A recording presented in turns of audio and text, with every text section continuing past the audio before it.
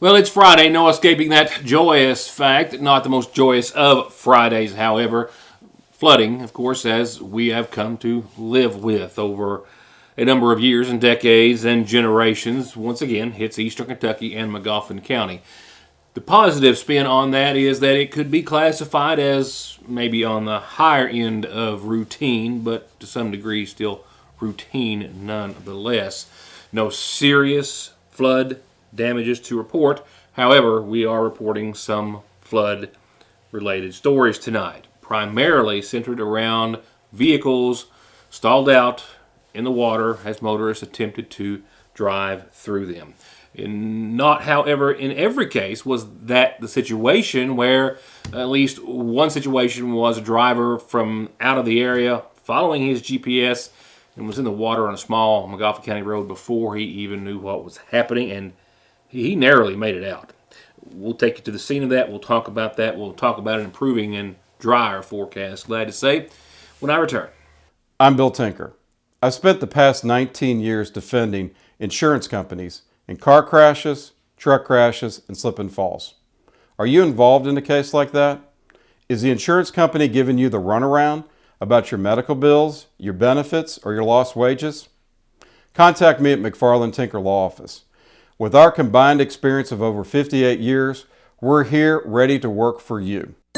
AppalachianWireless.com is here to make your life easier and save you money. Sign in or create a self-care account to pay bills, view usage, or check contract dates. You can also apply for paperless billing and auto pay to save up to $5 per phone for a month on postpaid plans. Forward pay customers, you can also renew or change your plans and pay your bills online as well. It's self-care at AppalachianWireless.com because we are you. We are Appalachian Wireless.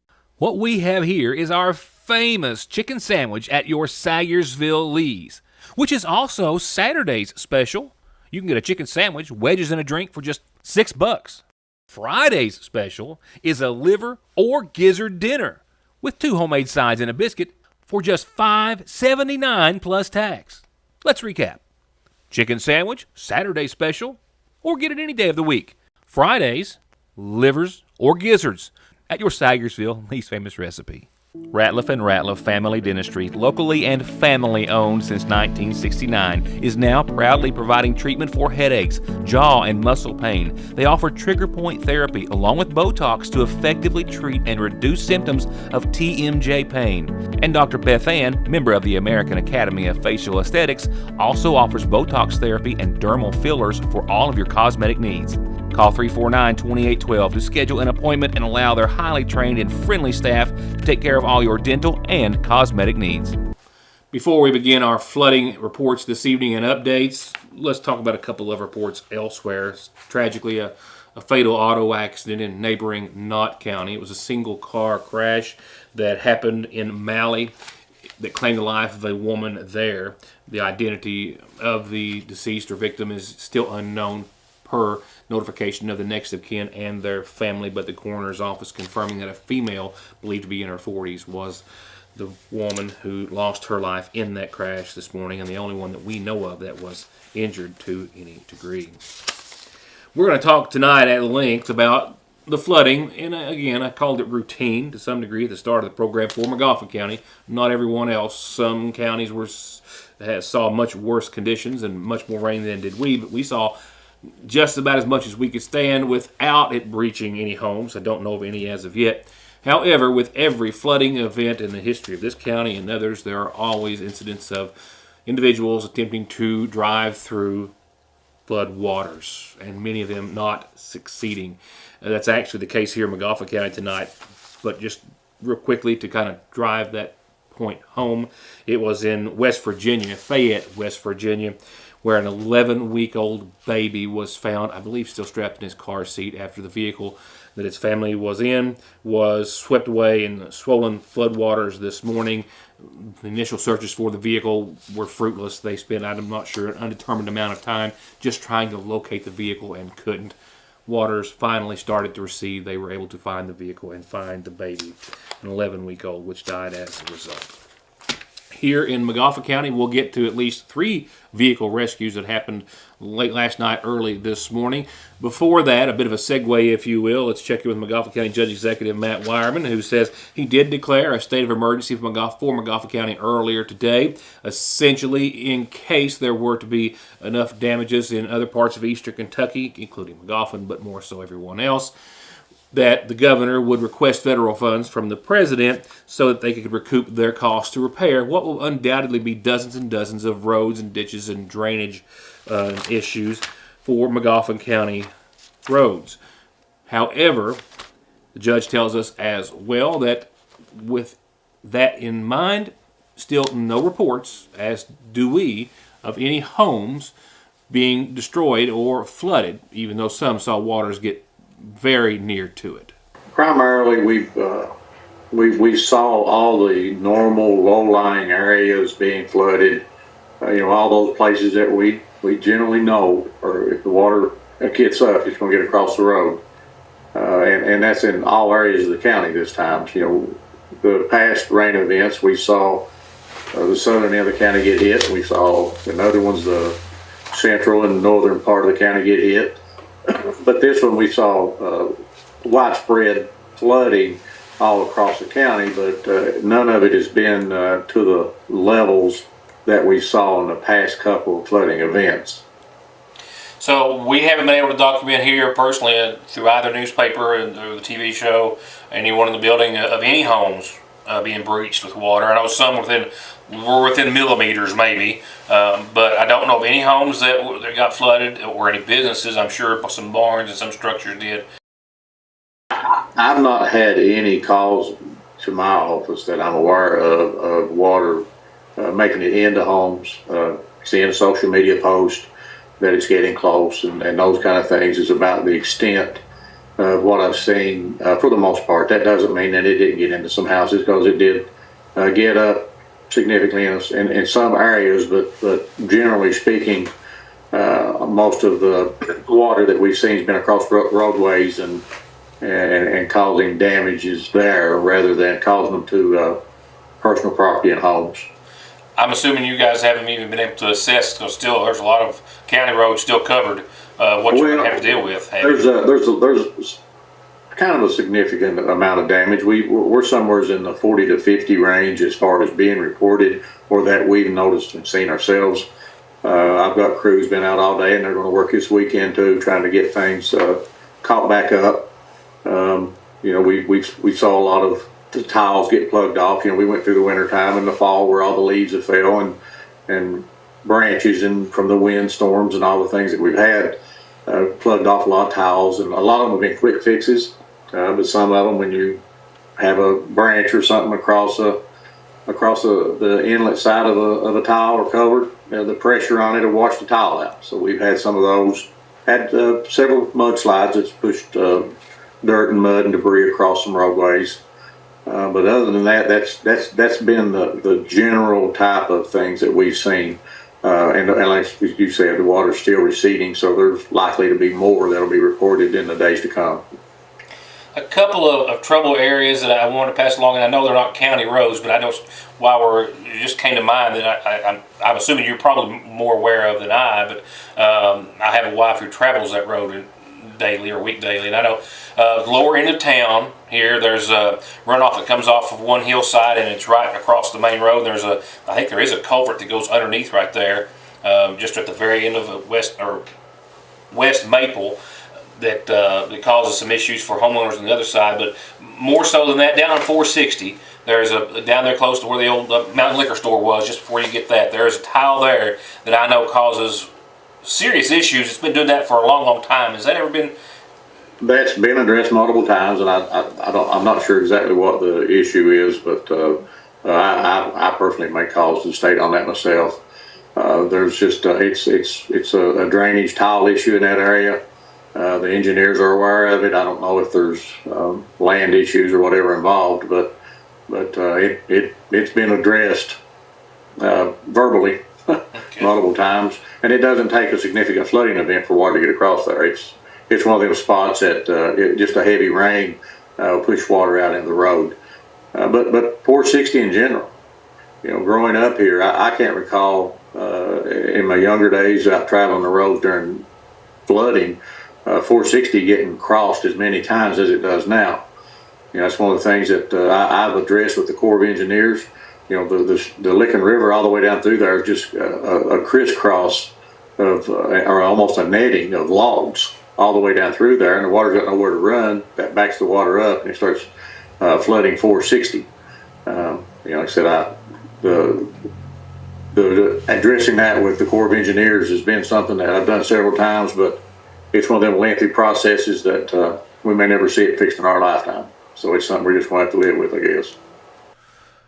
A part of life as it pertains to flooding events that we don't have to live with, however, probably will forever, is incidents like these, where waters fool drivers into thinking that they can cross them, either being swept away, not being able to see the road beneath them, or some other issues like one that I'll talk about in just a few moments when we go into the 3 rescues that happened late last night and early this morning. I'd like for people to be aware when we have these, because we're getting more and more flooding events. When it's waters across the road somewhere, don't drive through it.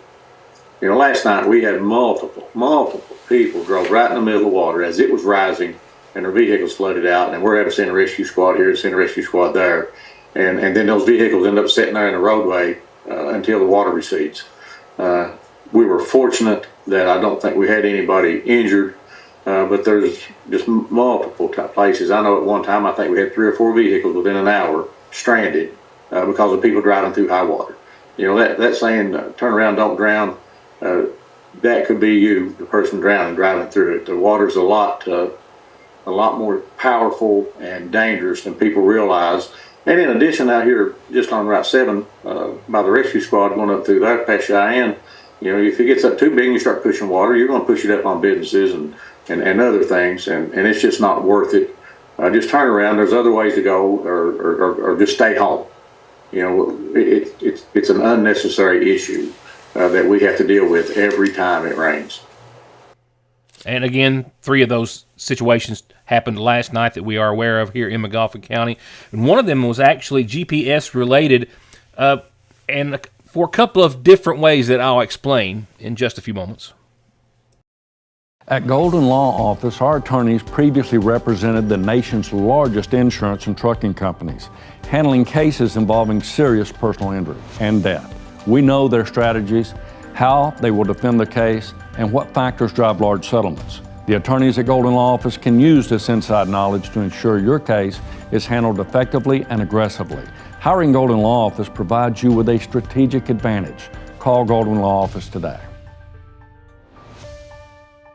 McGoffin Farm Bureau and manager Doug Green are proud to welcome Agent Jeff Salyer to the agency. Jeff's lifelong knowledge of the community and our people make him an immediate asset for all of your auto, home, life, commercial, and retirement investments. They're waiting for your call or visit at McGoffin Farm Bureau. Banking from home or on the go has never been easier and will forever be an important and necessary part of life. And Sayersville National has been and will always be at the forefront of meeting and exceeding your financial needs and giving you the safest and most worry-free online and mobile banking so you can worry about the important things, like what's for dinner. They're there when you need them at the main and branch locations of the Sayersville National Bank.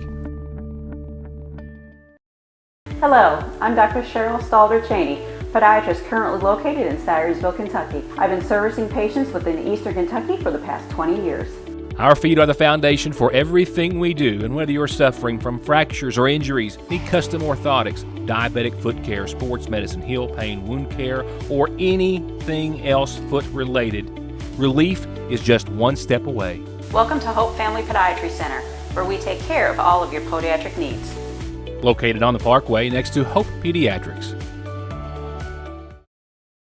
Now I've got more detail on what was a total of 3 incidences last night, 3 rescues by the rescue squad and other EMS personnel of motorists who found themselves being swept away by floodwaters.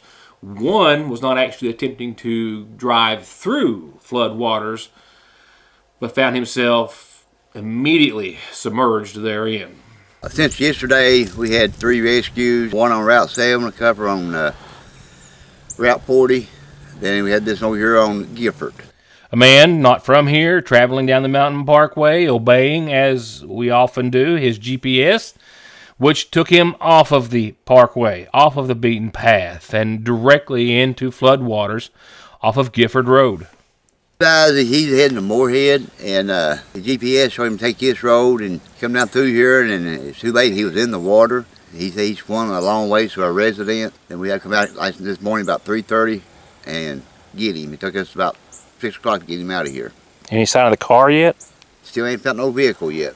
We still want to wait till water go down and we're going to look. So I got a little more detail on how this might have happened from speaking with Judge Matt Wyman just a few moments ago. He says they used to have an issue a great deal with large tractor trailers bringing goods right through here, that the GPS would take them off the parkway onto Gifford Road and then onto Chalmer Gullet Road, which technically would get you back over onto 460 West going towards Morgan County. Technically, there's a little small wooden bridge on Chalmer Gullet Road that was not big enough for those types of vehicles, hence the no outlet sign which has been placed there, hence the county closing a portion of Chalmer Gullet Road. So this doesn't happen as much, or at least as often. But in this case, the GPS told this driver to take this route, and when he made this turn onto Chalmer Gullet Road, well, he didn't actually make the turn, because as soon as he came right over that little knoll there on Gifford Road, he was in the water before he knew it. He had on T-shirts and shorts. He had no shoes and had to swim to safety to a residence that is out of sight from our cameras at this point. And as you heard Captain Marshall say, still no sign of the car he was driving. He was okay, cold and wet. Thankful, I'm sure, but okay. As were all the others that were involved in incidences involving vehicles stranded in high waters in McGoffin County last night. While there are still, at this 6 o'clock hour, a number of roads which are water covered, this Lakeville, portions of Oakley, 460, and a number of other McGoffin County roads, portions of them still blocked with water. Folks either stranded away or at their homes or place of employment until they go down. Please stay home if you can. Up next, tonight's McGoffin Farm Bureau calendar. I think a quick update might be all we have. First up, I don't have it typed in. I just received it a few moments ago, but the agenda for the Monday regular meeting of the Sayersville City Council has been set. A couple of items on the agenda. The first reading to amend a budget ordinance, also some discussion of litigation in a closed session, and a host of other things on the agenda. Also, an important reminder that the Mountain Parkway expansion meeting for the new road to be built between Sayersville and Prestonsburg. That meeting is set for Tuesday night, still 5:30 to 7:30 at the McGoffin County High School. It's going to be an open house format. They're going to have the latest maps, exhibits. They'll have project engineers and representatives on hand to answer all of your and my questions. And don't forget movie night Saturday, March the 4th for Special Olympics. If you want to be an athlete or you want to be an adult who helps with the program, well, you'll want to be there. They're going to have sign-ups that night, and I'll remind you when it gets closer. And as I remind you every night, this is how you get announcements, including birthdays and anniversaries, on Your News Today.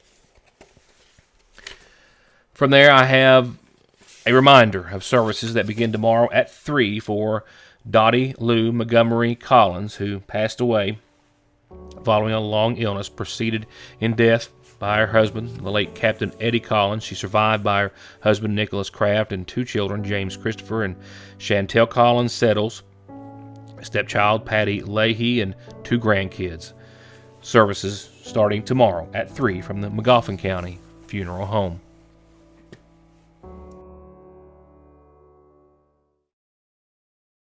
Someone dies in the U.S. every 7 minutes from an overdose, and over half of the population gets or takes pills from a friend or relative. and about 46 million and counting are exposed to narcotics in their drinking water. So don't toss them, flush them, or leave them lying around. Safely dispose of your unneeded meds anytime at Parkway Pharmacy, where you can always talk to a pharmacist when you need one. You've read about him in the books. You've seen him at the movies. Everyone loves Paddington Bear. The charming, accident-prone, marmalade-loving bear is headed to the Mountain Arts Center on February 27th. This hilarious, fun-filled comedy is filled with mischief, mayhem, and a whole lot of mess. A hysterical show for the whole family to enjoy. Don't miss Paddington Gets in a Jam. Get your tickets today at macarts.com. This presentation is partially sponsored by the Kentucky Arts Council. Don't let Mother Nature be the one to remind you about your tires. Stop by Conley Tire and let them make sure that you're safe in getting from A to B. Tires, wheels, oil changes, brake repair, and maintenance. And be sure to click on ConleyTire.net for all the latest offers with 6 months no interest payments at Conley Tire or ConleyTire.net. The reassurance of getting your medications and over-the-counter needs at Sayersville's oldest and most trusted pharmacy, the convenience of curbside pickup and call-ahead service, and the fact that you can walk in, order to go, or sit down and get gourmet quality hot fudge brownies, nachos, shakes, coffees, hot dogs with homemade sauce, desserts, and more makes it more than your hometown Good Neighbor Pharmacy. It's a destination in downtown Sayersville, Frazier's Prater Drugstore. It doesn't get any sweeter than that. Of course, district tournament action again starts Monday night, so it's going to be fun all week long and a lot of work as well, as we'll be traveling back and forth nightly to the Paintsville Gymnasium for what's going to be an exciting, as it always is, 57th district tournament. And remember the schedule change for the first two games, girls' games set for Monday night. They flipped them. Martin and McGoffin County now game 2 because of some scheduling issues, I believe, with Martin County schools. So Johnson Central and the Lady Tigers will be game 1, 6:30 this coming Monday, and then game 2 will be following right around 8 o'clock or so, and that will be Martin County and our Lady Hornets from McGoffin County. And then the championship for the ladies will be Thursday at 7. Boys action tips off Tuesday. McGoffin and Paintsville, your 1 and 4 seed, Tuesday night at 7. Your 2 and 3 seeds, Central and Martin County, will be Wednesday night at 7. The boys championship will be Friday night at 7. A lot of fun in the 2023 57th District Basketball Tournament hosted this year by Paintsville Independent. Well, let's just go ahead and let's bounce on over to tonight's Licking Valley RECC Outlook, where it's looking much improved from this time last evening. Colder, but much improved. Nothing more than a few flurries tonight. Otherwise, mostly cloudy skies will start to gradually become mostly clear during the overnight. We will drop down to a very cold 18 degrees, so a cold one out there. Just a good night to stay in and stay off the roads if you can. 49 tomorrow. We will see a Saturday with sunny skies, close to 50 degrees, and nothing more than a light southwesterly wind. So calm, clear, sunny, close to 50.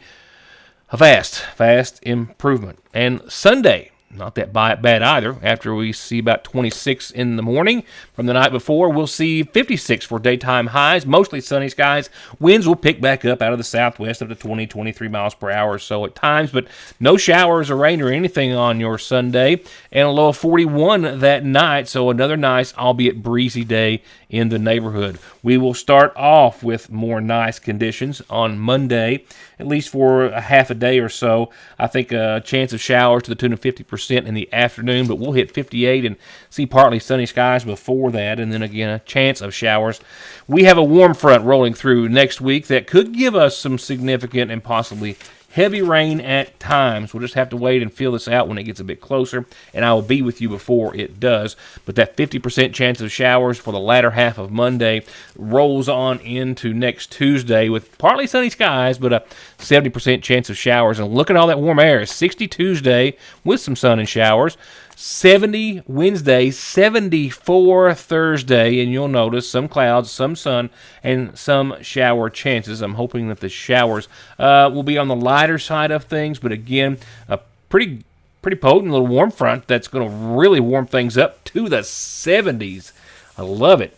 But with that, we might have to pay for it with some showers and maybe some thunderstorms. That right now, I'm feeling that those will be on the lighter side of things. Again, I will see you back here Monday and into Tuesday, perhaps, before we get into the middle of all of that. And you can see temperatures this time next week take another nosedive. After 75, close to it, we'll see 50 on Friday of next week.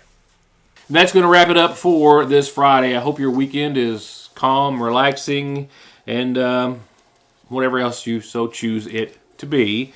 And I hope everyone stays safe as well. And I hope to see you back here Monday for more Your News Today. Good night. Thank you for watching.